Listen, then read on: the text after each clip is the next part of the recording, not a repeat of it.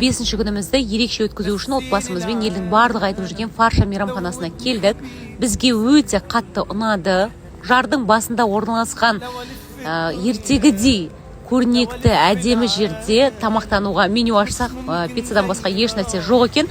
Сондықтан пиццаны ғана жеуге тура келді. Сіңілдерім барлығы көңілді отырды, көңіл күйіміз керемет болды, барлығы ұнады. В принципе, балам ұйықтап қалды, сонымен ары қарай біз Соховскіге кеттік.